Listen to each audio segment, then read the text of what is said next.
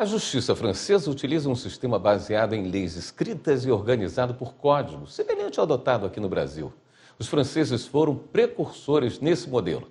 A quarta reportagem da série Cortes Supremas vai mostrar como funciona o judiciário nesse país do chamado Velho Mundo.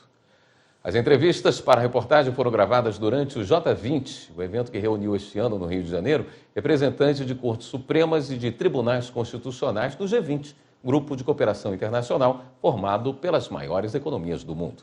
Reportagem de Janaína Toscan.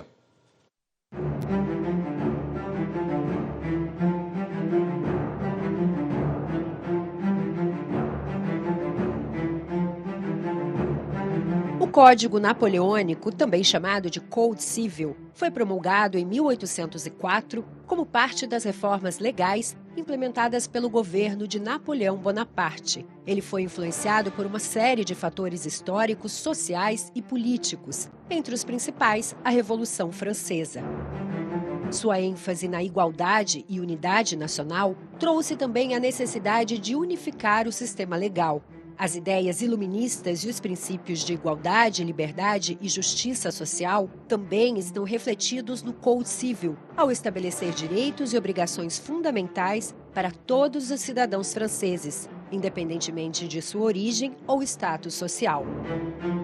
O Código Napoleônico foi uma das primeiras tentativas de codificar leis civis e se tornou uma referência importante para os sistemas jurídicos de vários países, incluindo o nosso.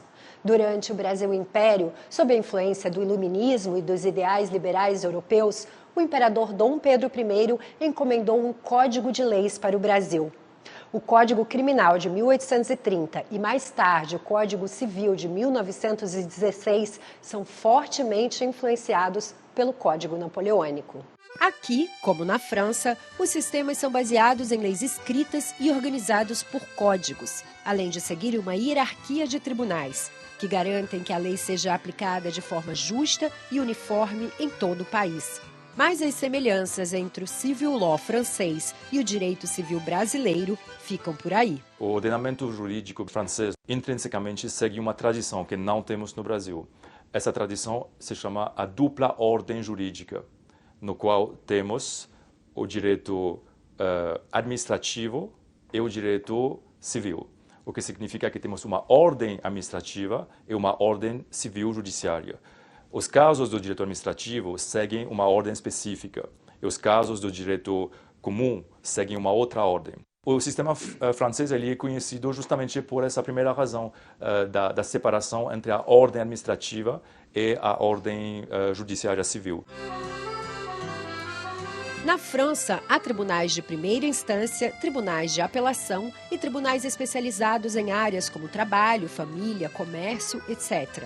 Para casos civis e criminais, a Corte de Cassação é o tribunal de última instância. Já para os casos de ordem administrativa, ou seja, para litígios entre o indivíduo e o Estado, a mais alta corte de julgamento é o Conselho Constitucional, composto por 9 membros conhecidos como sages, ou sábios, nomeados 3 pelo Poder Executivo, 3 pela Assembleia Geral e 3 pelo Senado. Eles cumprem mandatos não renováveis de 9 anos. Nous avons une organisation qui est différente de celle du Brésil. Le Conseil constitutionnel, que je préside, est compétent surtout sur 2 domaines. D'abord, il contrôle les élections. Ça, c'est un domaine. Il juge si les lois qui sont votées par les parlementaires sont conformes à la Constitution, qui est la loi des lois. Ça, c'est notre tâche principale, c'est-à-dire que, évidemment, les parlementaires votent la loi, ils sont élus pour ça. Mais au-dessus de la loi, il y a la Constitution. Et il faut bien qu'il y ait une autorité qui vérifie si la loi qui a été votée par les parlementaires est conforme ou pas aux principes de base qui sont dans la Constitution. A França é um estado unitário, logo também não há justiças estaduais, como no Brasil. Além do Code Civil, outros códigos importantes compõem o direito francês, como o Code Penal, para questões criminais, e o Code de Commerce, para o direito comercial, por exemplo. E para um Estado forte e centralizado, esta é uma área em que, vez por outra, é preciso enfrentar desafios para se harmonizar com o direito maior da União Europeia. A União Europeia tem algumas competências para legislar, para adotar normas vinculantes para os Estados, e são competências reservadas para a União Europeia. Por exemplo, o direito da concorrência, o direito monetário, toda a zona euro, por exemplo, o seu regime jurídico é determinado pela União Europeia. Tem sempre essa articulação permanente, não sempre harmoniosa, mas que tende a se harmonizar, entre o direito da União Europeia e o direito francês, que vai afetar materialmente a determinação dos julgamentos.